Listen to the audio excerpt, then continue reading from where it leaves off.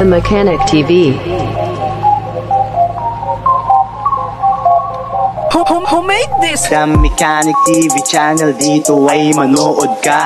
Click mo subscribe button, click yung bell, updated ka sa mga paparating namin na gawain. Alam mo na, subaybayan galaw ni Sir Edgar, manapat The manood Mechanic ka. TV. Tara, mag-set up tayo ng timing chain mga katropa.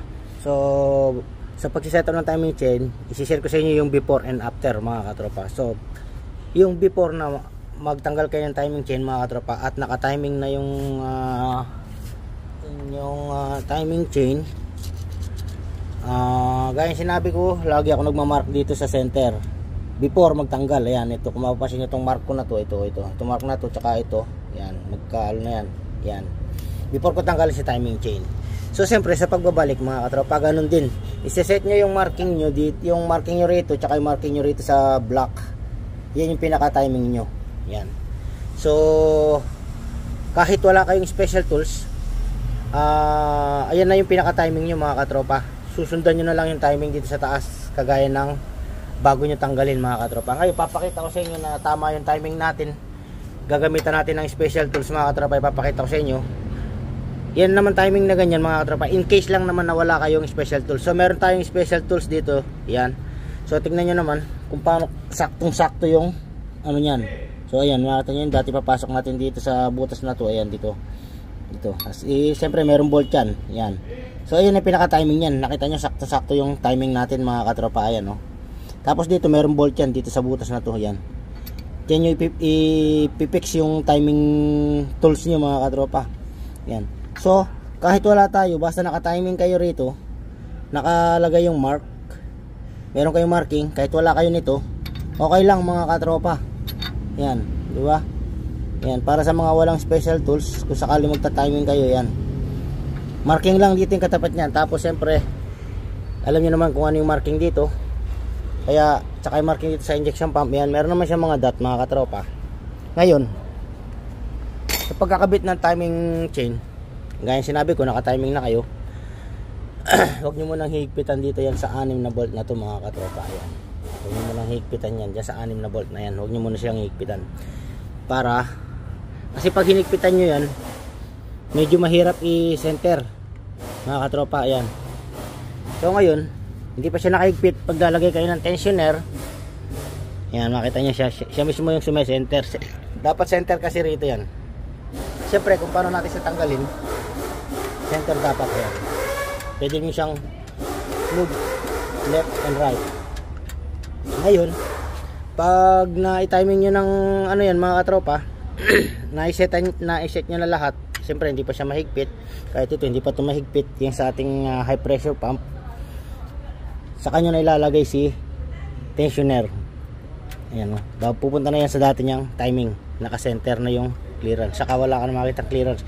Kasi pag hinigpitan nyo na nakaganyan yan, hahanapin nyo yung timing, medyo laban mga katropa. Pero pagka hindi nyo muna hinigpitan yung 3 bolt na yan, saka itong 3 bolt dito sa intake, saka sa exhaust, saka ito sa high pressure pump, madali nyo siyang maisi-center. Ayan, diba? Naka-timing kayo rito sa baba, sa crankshaft, naka-timing kayo sa injection pump. Ayan. Tapos naka-timing kayo rito sa intake, naka-timing kayo sa exhaust. So pwede nyo nang ilagay si tensioner at i-release yung tension. After nyong may release yung tension, tsaka nyo na i-torque ito ng 33 Newton meter or 35 Newton meter mga katropa. Tapos siyempre yung maliliit, mababa lang yung torque siyempre. So yun lang mga katropa yung pagta-timing ng ating BT50. Napakasimple lang, kahit wala tayong special tools, kayang-kaya natin i-timing. Meron akong special tools, nasa ilalim lang ng toolbox yan mga katropa. Nilabas ko lang para maipakita sa inyo kung tama ba yung minamarkingan lang natin yung crankshaft. Gagawa tayo ng sarili nating marking, kagaya nito yan, di ba? Tama naman, di ba? Sakto-sakto yung ating special tools. So hindi na natin kailangan ng special tools para sa pagta-timing dyan. So yung timing nito ay before top dead center, yung sa ano, kaya yung mga maghahanap ng ita-top dead niya yung piston sa ano, so mali na yung timing nun mga katropa. Before top dead center, BTDC, yan, BTDC, before top dead center. So yun nga mga katropa ay senior ko lang para sa mga beginners na hindi pa nakaka-encounter baka maka-encounter sila, hindi na sila mahirapan sa pagta-timing mga katropa. Pagdating naman dito sa injection pump, sorry, sa high pressure pump, so meron 3 dot yan.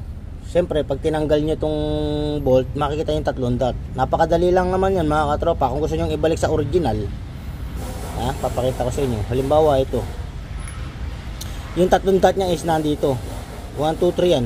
So hanapin nyo lang yung center nung pinakagitnang dot, markingan nyo rito, dito sa ibabaw, lagyan nyo ng tanda, liquid paper or ano yung hindi madaling mabura, or scratch nyo rito.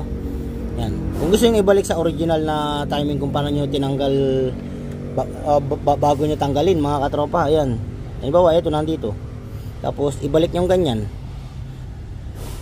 Siyempre naka-timing na kayo rito, sasaksak nyo lang yan, naka-timing na kayo nun mga katropa. Wala namang kahirap-hirap.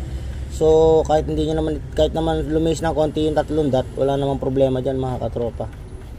Yan. Pero kung gusto nyo lang ibalik sa original position mga katropa, yung shop ng ating HP tsaka itong pulley, so yun lang naman mga katropa.